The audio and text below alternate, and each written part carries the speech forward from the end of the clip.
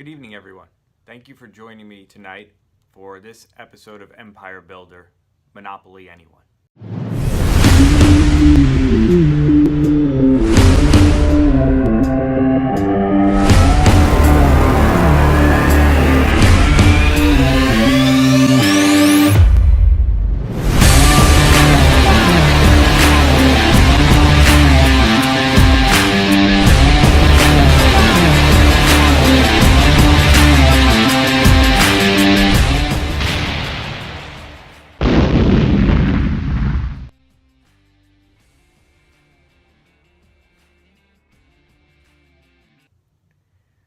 When you were younger, did you enjoy playing board games? And I didn't say video games on an iPad or a computer, but actual board games.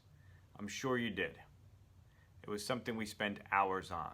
And I'm going to say that you probably have spent some special times with your children, if you do have a family, like we have, spending quality time playing games. Okay? And do you ever sit there and say, can some of these traits from these games translate to your children and how they learn about different aspects of life and money and so forth? You know, Gianna's favorite game growing up was Monopoly. If we had 20 minutes, Gianna was setting up the Monopoly board and trying to convince us that we could get it done in 20 minutes. And we know the full version of Monopoly can take hours and hours if played properly.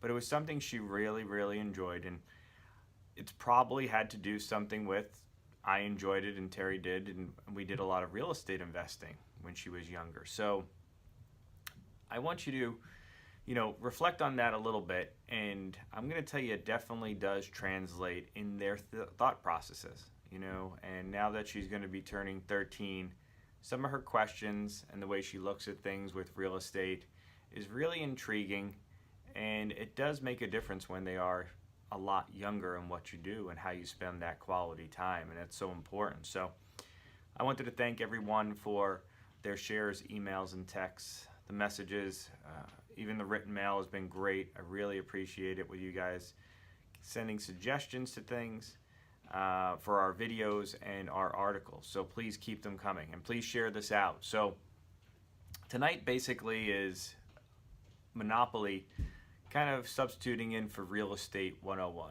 Every day I'm asked, how should I get started in real estate? Where should I invest? What should I buy?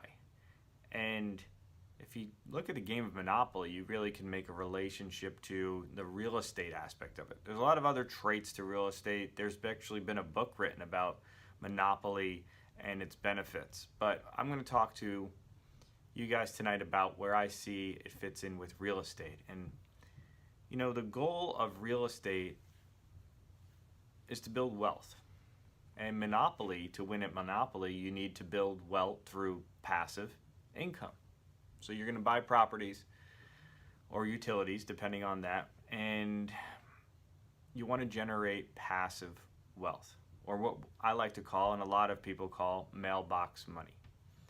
And mailbox money is when you're getting money from investments and checks in the mailbox where you're not physically doing the work. It is your money working for you, right? And generational wealthy families have large portions of their investments in real estate. So we're just learning from experience. Experience really is king through so many generations. And I'm all about building mailbox money as much as possible for later on in life, right? For retirement. You can't depend on anything else. And there's always things changing in our economy. So can you invest your money in real estate, in Monopoly, okay, and generate wealth when someone lands on your spot? Well, yes, you can, right? You're going to get rent. And depending on that property, where it's located, you're going to get a different rent. And depending on the size of your rental. So you start with the one little house, and then you go 2, 3, 4, and then you got the hotels, right? But where do you make the best return on your money?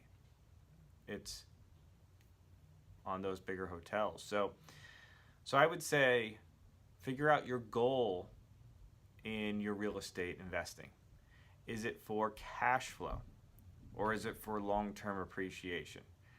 I like cash flow. I like mailbox money. I feel it's the safest part of things because if you don't have a good cash flow and you lose your tenant, what happens? You have to take money out of your own property.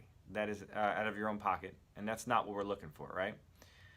So it also brings us to, if I look at monopoly, location, right? We just talked about that. And it is true, location is the most important factor for me when investing in real estate. And I'm not just saying, does it look pretty? Does it look at the ocean? What's the viewpoint? I'm going deeper than that. I'm looking at, on that monopoly board, is it somewhere where people tend to land on more frequently? And is that a location where there's a lot of stores around and there's a lot of jobs being provided in that area? Because think about it, you want to buy a property in monopoly where people are going to land on it frequently so that mailbox money keeps piling up. And then you take that mailbox money and what are you going to do? You're going to reinvest it and you're going to buy other properties. So that's how you do it, okay? Where you want to look for certain stores in an area, you want to look for transportation, you want to make sure it's an area where there's jobs being produced so people can pay you rent in real life for your properties, okay? And I'm going to tell you, that's really, really important because right now we are at all-time high stock market. Real estate prices have been climbing. Some are past where they were initially before the last crash. And as we know, what goes up eventually does come down because it doesn't continue forever, right? So you have to prepare yourself. And having a great location where jobs are being created keeps a constant flow of renters for your buildings. And that's really, really important because if they're not there, then you have a bigger problem. So again, thank you everyone for watching. I appreciate your time as always and your comments. And you know, we're just talking about monopoly, real estate investing 101 tonight. And another point I'd like to make is, you know, bigger is usually better when it comes to real estate. So monopoly, small houses, right? 1, 2, 3, 4.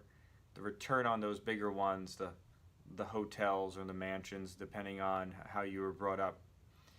Let's look at those as single family homes or condos. You know, you can only have one tenant at a time in those. But then what happens is, as you can get to multifamilies, duplexes, 3, 4 units, you start to protect yourself a little bit. Because if someone does move out, well, you don't have to worry about the vacancy part of things, you know? And I really feel that that's so, so important because if you have a house, someone moves out, you have to fix it, you got to repair it. Who knows what you have to do after some tenants. You know, we all, unfortunately, that's going to happen. It's part of the business and you just have to accept it and move on with it. Vent your tenants as much as you can, you know, and knowing that they're good before you rent to them, but you need to protect yourself. And then as you get bigger, when you get to 16 units, 32 units, then you can hire a management company. So it's not you handling when the toilets need to be repaired and those things. And you know, we started out very small, lots of different investment properties, but where we've really started to flourish, finally we've gotten to this area in the last few years of bigger apartment buildings. And I'm going to tell you, it is so much easier. It's more units, a lot more units, but it's less roofs. It's less, you know, worrying about a property. It's all there in one space. So bigger is better in the real estate area, just like it is in monopoly. So keep that in mind as you're putting together your plan for where you want to be in real estate and how you want to invest in it. You know, it also teaches you negotiating and selling in monopoly because you're trying to negotiate prices for deals and sell properties to people that you're playing with so that you could get the 3 to put the houses on or you know, those hotels on. So you need to work on your negotiating and selling because that's really important in real estate. You're going to be negotiating back and forth not only when you buy it but also when you sell it. You're going to be negotiating with tenants, all right? So you have to be able to handle those skills And selling and negotiating is such an important skill, as you're really in any industry. Doesn't matter. But in real estate, it's really, really important. So, generational wealth, we mentioned in the beginning, is about building assets. And there's no better way to build generational wealth and protect yourself on the downside than in real estate. And in Monopoly, we know that happens, right? You land on someone's big property, and I know everybody always thinks of Park Place and Boardwalk, and you're sitting there and you're like, well, why does everybody want those properties? Well, they're trophy properties, but the trophy properties are not always the best investment properties, and there are a number of people that buy these big homes and they rent them and they do vacation stuff, and it might work. And in some areas it really does work very well, but the majority of them do not generate passive mailbox money. So you have to really think about purchasing real estate that allows you to protect yourself and withstand troubled times, because things in the economy do go down, okay? And you need to protect that. And there's different ways that you can invest in real estate, whether it's you saving money on the side as a storage, and then when you can, you do it yourself. You can join a group to invest in it. But you always want to be able to build assets. It's great assets in real estate, just like it is in Monopoly. So when you land on someone's, big rental property, it's not going to wipe you out, where you need to start selling and mortgaging things and so forth back to the bank or other players. So you can learn a lot about real estate and Monopoly. So if you have children, if they're at whatever age, make it a game night, find some different games, but I would definitely recommend Monopoly to help them teach them real estate, to set them apart for when they get more successful. So they're earning from their job, they're saving money to reinvest it in real estate or things that are going to make and generate them money. So they should invest in themselves, but also invest that money.